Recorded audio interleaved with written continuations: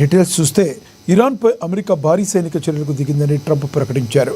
Iran పాలకుల నుంచి ప్రజలను రక్షించడమే లక్ష్యమని స్పష్టం చేశారు. ఉగ్రవాదానికి ఇరాన్ అతిపెద్ద మద్దతుదారని, ఇటీవల నిరసన చేస్తున్న సొంత పౌరుల్ని వీధుల్లో చంపేస్తుందని ధ్వజమెత్తారు. ఉగ్రవాద పాలనలో ఉన్న దేశానికి అణు ఆయుధాలు ఉండకూడదని చెప్పారు. వాటి కోసం చేసే ప్రయత్నాలు మానుకోవాలని, తమ మాట వినకుంటే ఇరాన్ నాశనం చేస్తామని హెచ్చరించారు. Menacing activities directly endanger the United States, our troops, our bases overseas, and our allies throughout the world. For 47 years, the Iranian regime has chanted death to America and waged an unending campaign of bloodshed and mass murder, targeting the United States, our troops, and the innocent people in many, many countries. Among the regime's very first acts was to back a violent takeover of the U.S. Embassy in Tehran, holding dozens of American hostages for 444 days.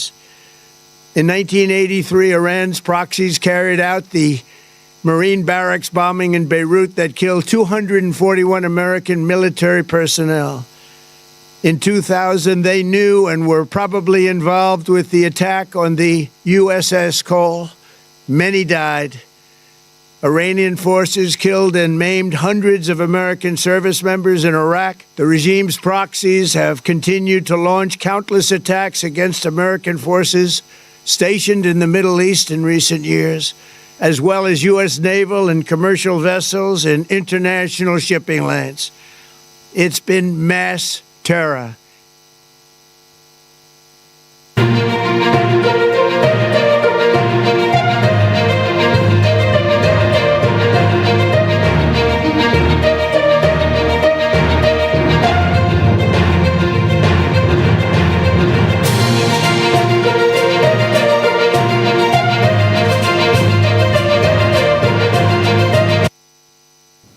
దేశవ్యాప్తంగా ప్రాణాంతక cervical cancer నివారణ లక్ష్యంగా కేంద్ర రాష్ట్ర ప్రభుత్వాలు కీలక అడుగు వేశాయి. HPV టీకా పంపిణీ కార్యక్రమం దేశవ్యాప్తంగా కొనసాగుతుంది. రాజస్థాన్లో ప్రధానమంత్రి నరేంద్ర మోడీ వ్యాక్సినేషన్ ప్రక్రియ ప్రారంభించగా, హైదరాబాద్లో మంత్రి దామోదర్ రాజనరసింహ ఈ కార్యక్రమాన్ని లాంఛనంగా ప్రారంభించారు. 14 ఏళ్ల నుండి 15 ఏళ్లలోపు ఉన్న బాలికలకు ఈ టీకాను ఉచితంగా అందజేస్తున్నారు. రాష్ట్ర వ్యాప్తంగా సుమారుగా 3,50,000 మంది బాలికలకు ఈ రక్షణ కవచాన్ని అందించాలని ప్రభుత్వం లక్ష్యంగా పెట్టుకుంది.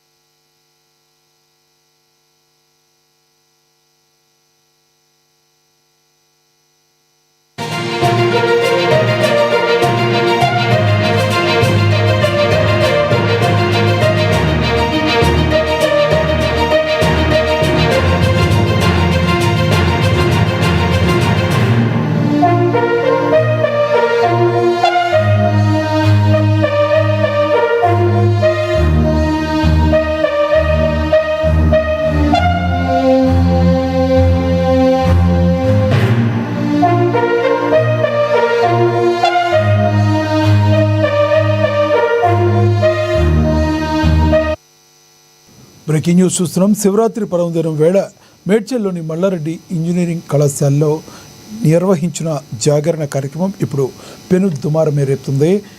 భక్తి ముసుగులో వికృత చేష్టలకు వేదికైందని విమర్శలు వెల్లువెత్తుతున్నాయి. రాత్రి 9 గంటల నుంచి తెల్లవారుజామున 3 గంటల వరకు సాగిన ఈవెంట్ కోసం ఒక్కో విద్యార్థి నుంచి 3,000 రూపాయల వరకు వసూలు చేసినట్లుగా తెలుస్తుంది. అయితే అక్కడ భక్తి కంటే మిన్నగా విద్యార్థులు అశ్లీల నృత్యాలు, సరసాలు మితిమీరాయని స్థానికులు మండిపడుతున్నారు. దీనికి సంబంధించిన వీడియోలు ప్రస్తుతం సోషల్ మీడియాలో వైరల్ కావడంతో కళాశాల యాజమాన్యం తీరుపై తీవ్ర ఆగ్రహం వ్యక్తమవుతుంది.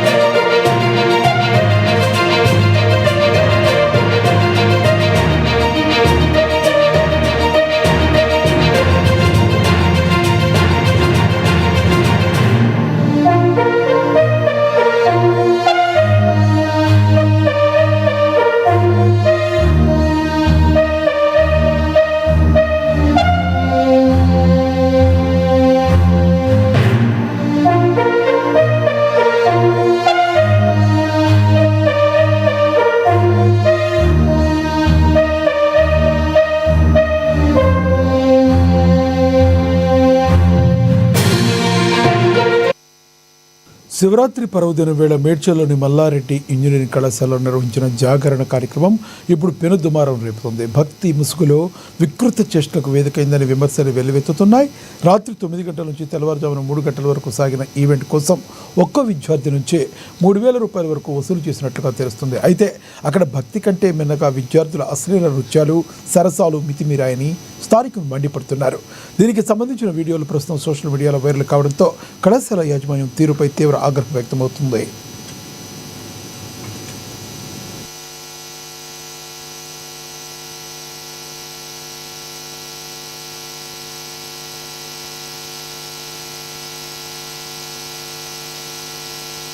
బీజేపీ నేతల ద్వంద్వ నీతిపై భువనగిరి ఎంపీ చామల కిరణ్ కుమార్ రెడ్డి ఫైర్ అయ్యారు. గుజరాత్లోని గాంధీనగర్లో గతంలో జరిగిన కూల్చివేతలను గుర్తు చేస్తూ బీజేపీ నేతలను సూటిగా ప్రశ్నించారు. అభివృద్ధి కేవలం బీజేపీ పాలిత రాష్ట్రాలకే పరిమితమా అని ఆయన నిలదీశారు. అటు మాజీ మంత్రి హరీష్ రావు తీరును కూడా తప్పుబట్టిన ఎంపీ శారదాపీఠం భూముల వ్యవహారంపై ఘాటు వ్యాఖ్యలు చేశారు. కబ్జాకు గురైన పార్కులు, చెరువుల భూములు హైడ్రా కాపాడుతుంటే విపక్షాలు ఎందుకు రాద్ధాంతం చేస్తున్నాయని ప్రశ్నించారు. ఏరియా ఏదైతే మనం డెవలప్ చేద్దాం అనుకుంటున్నామో రింగ్ రోడ్ లోపల వీలైనంత మటుకు అన్నీ అంటే వీలైనంత మటుకు మెట్రో కానీ వీలైనంత మటుకు మూసి ప్రక్షాళన కానీ ఇవన్నీ చేయాలనేది ఎవరి కోసము? ఎందుకు మనం కోర్, ప్యూర్, రేర్ అని ఒక తెలంగాణను డివైడ్ చేసుకొని మరీ డెవలప్మెంట్ ప్రాతినిధ్యాన్ని ముందుకు పోతున్నాం? ఎందుకు గ్రీన్ ఫీల్డ్ రోడ్లు వేసుకుంటున్నాం 2 సిటీల మధ్యన అటు కిందికి చెన్నై దాకా? ఎందుకు ఇండస్ట్రియల్ క్యారిడార్స్ని బిల్డప్ చేద్దాం అనుకుంటున్నాం? మన పిల్లలకు ఉద్యోగాల కోసం కాదా? ఎందుకు రేడియల్ రోడ్స్ వేద్దాం అనుకుంటున్నాం? ఫాస్టెస్ట్ కనెక్టివిటీ పెంచడానికే కదా. మరి ఏది అడ్డుపడదామని ఎక్కడ కూడా రోడ్ వేయొద్దు, ఎక్కడ కూడా భూమి తీసుకోవద్దు, ఎక్కడ కూడా అడ్డుపడాలి? ఎట్లా హైదరాబాద్ డెవలప్ చేసుకుంటాం? ఎట్లా మన పిల్లల భవిష్యత్తు గురించి పనిచేస్తాం? ఎట్లా మన పిల్లల భవిష్యత్తుకు ఉద్యోగాలు ఇప్పించుకోగలుగుతాం? కాబట్టి తెలంగాణ ప్రజలు అప్రమత్తంగా ఉండాలి. వీళ్ళకు ఒకటే ఒక పని, రోజు తప్పించి రోజు, ఒకరోజు బామ్మడిది వస్తాడు, ఒకరోజు బావ వస్తాడు. వీళ్ళిద్దరికి ఏం పని లేదు.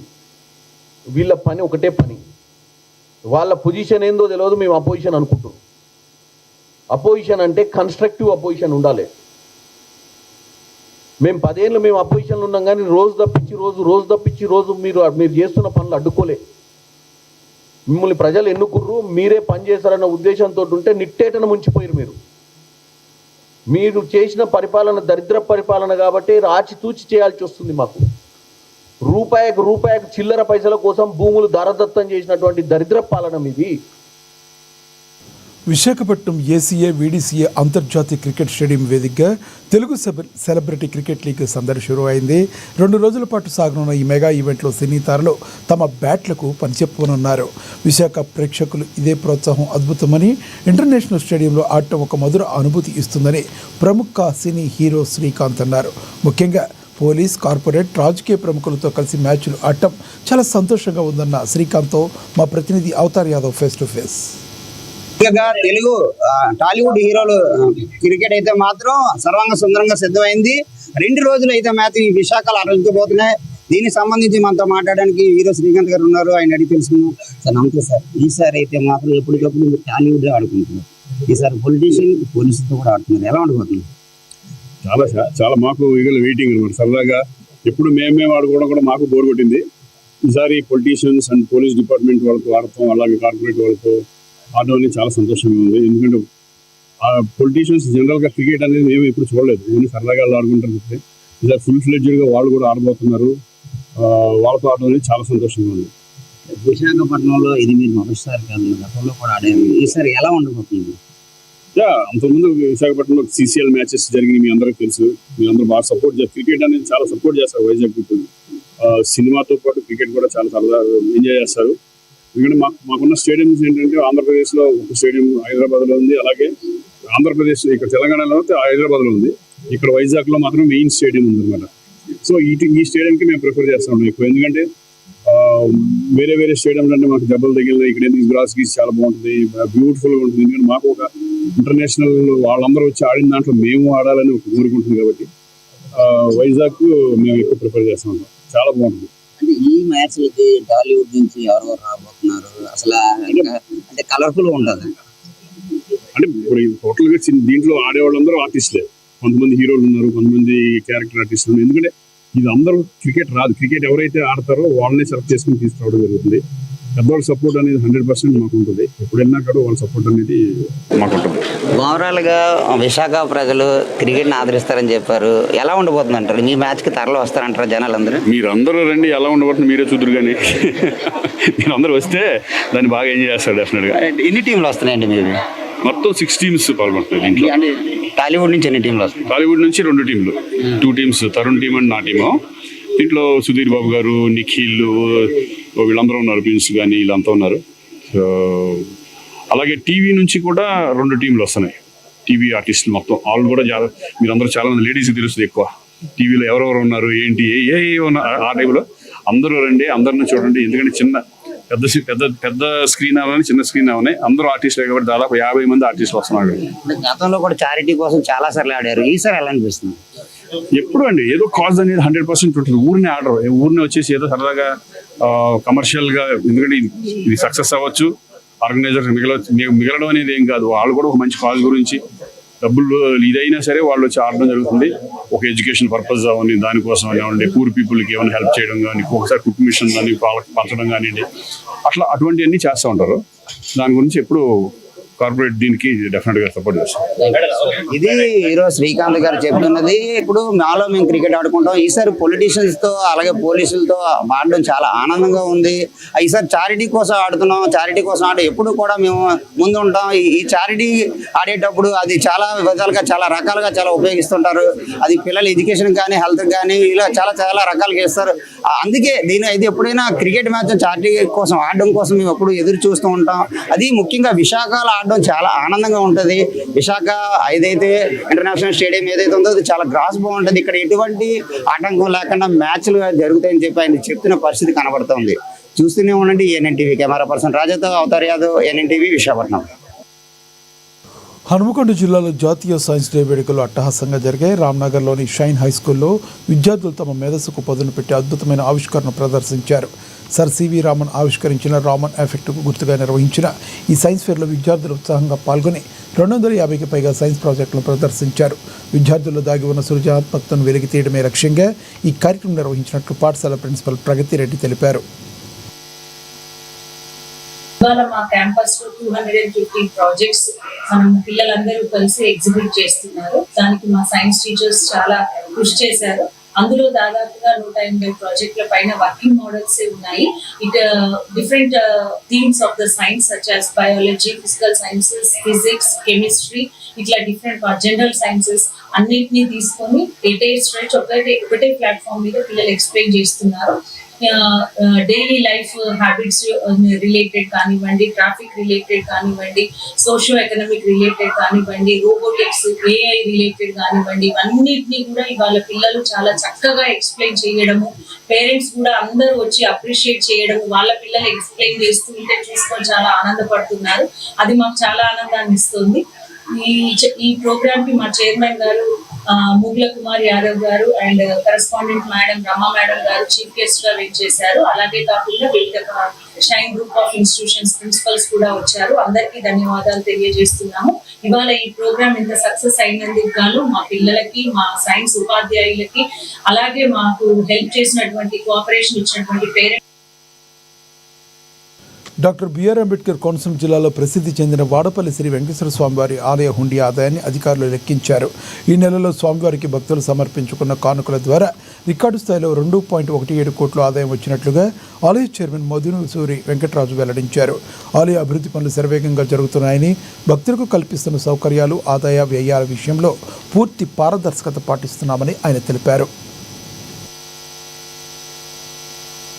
క్షేత్రానికి వచ్చి వాళ్ళు మన దేవుని కటాక్షం తీసుకోవటం, అలాగే దానికి ముఖ్య పాత్రగా మీ విలేకరులు సోదరులు అందరూ కూడా దాన్ని ఏంటంటే ఎక్కడ చూసినా సరే మన పబ్లిసిటీ వీళ్ళందరూ చేసేటువంటి కృషి చాలా అమోఘమని ఒకసారి మీ అందరికీ తెలియజేస్తున్నాను.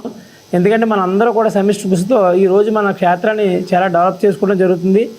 అంటే మనం చెప్పాం ప్రతి నెలలో కూడా ఒకసారి మీడియా ముఖంగా మన టెంపుల్కి వచ్చే ఆదాయాలు, ఖర్చులు అన్నీ కూడా తెలియజేయాలని మా ట్రస్ట్ బోర్డు నిర్ణయించుకోవడం జరిగింది. దీనికి స్థానిక శాసనసభ్యులు బండా సత్యేంద్ర గారు కూడా చెప్పారు. ఏంటంటే మనంతా కూడా ట్రాన్స్పరెన్సీగా ఏదైతే ఉందో అది ప్రజలకి పబ్లిక్కి చెప్పాలనే ఉద్దేశంతో ఈరోజు ఈ కార్యక్రమాన్ని ఇక్కడ ఏర్పాటు చేయడం జరిగింది. కాబట్టి వార్షిక ఆదాయాలన్నీ మీకు మొన్న చెప్పాను. అలాగే ఈ రోజుకి మన దగ్గర ఉన్నటువంటి ఆదాయం ఎంతంటే 27 కోట్లు, ఇంచుమించు రమారం 27 కోట్ల రూపాయలు ఈ రోజు మన దగ్గర ఆదాయం ఉండడం జరిగింది. దాంట్లో 14,45,92,773 రూపాయలు ఎఫ్డిఐల కింద ఉన్నాయి.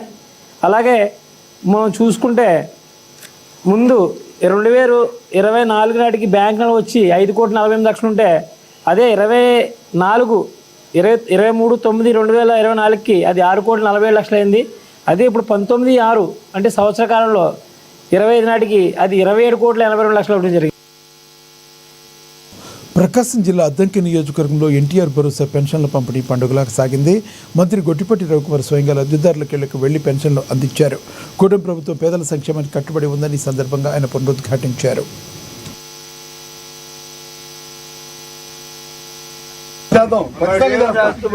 చెప్పా కదా ఇక్కడ మీ ఇంటికి వచ్చి చేస్తా ఆయన రాష్ట్ర ఒకరికి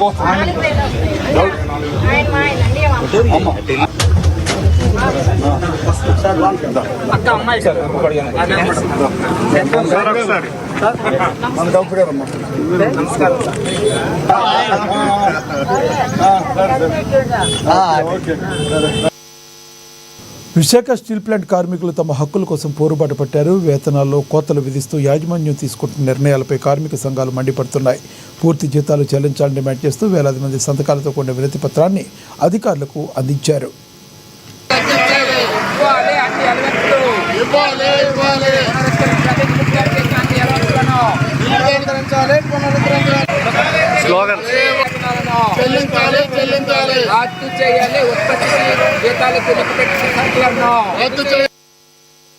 నాగర్ కర్నూలులో మల్లికార్జున స్వామి దర్శనానికి వచ్చిన రజక దంపతుల పసిపాప మృతి ఘటనపై రాష్ట్ర వ్యాప్తంగా నిరసనలు వ్యక్తమవుతున్నాయి.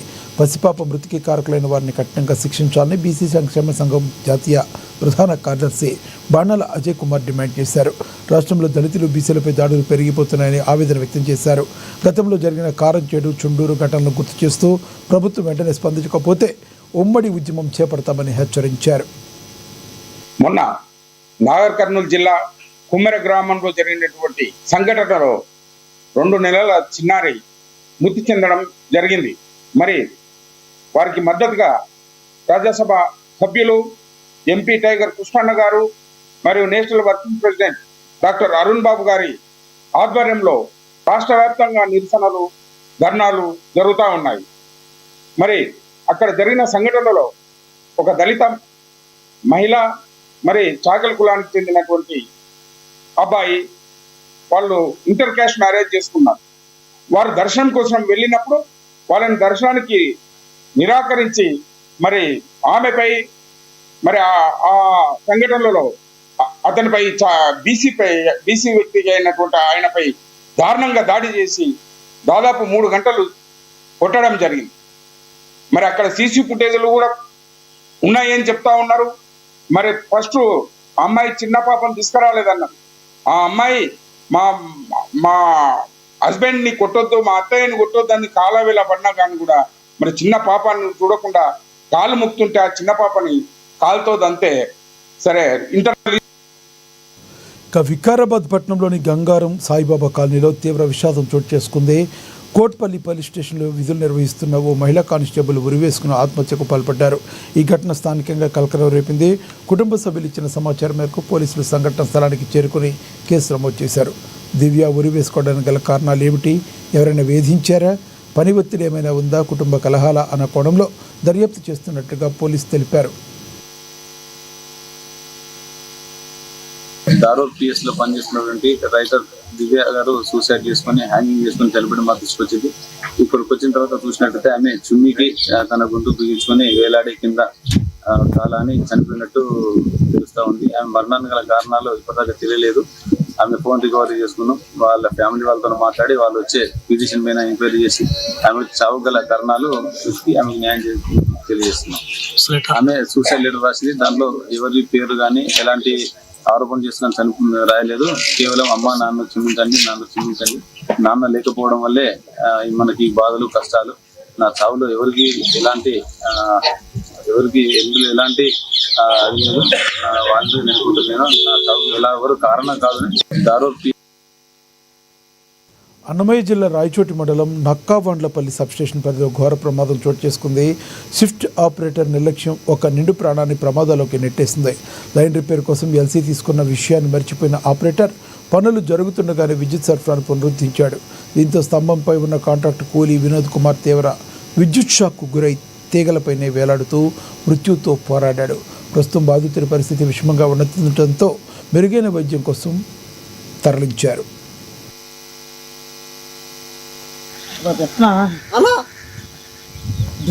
ఫోన్ చేసి రమ్మని చెప్పిన వాళ్ళకి అందరినీ కాలిపోతుంది గుడ్డూపురు అయితే ఉండదు, కదులుతాడు రవ్వ. ఏం లేదు, నాకు బూడిదైపోయినా బూడిదైపోయినా అన్నేగా చంపా.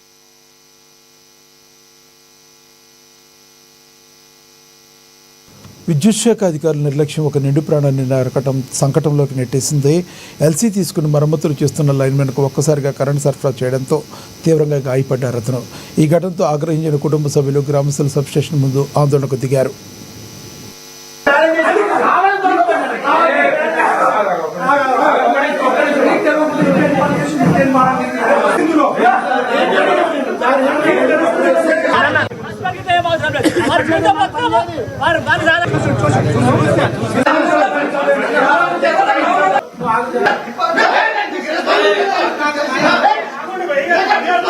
వీణ నా పేరు వీణ.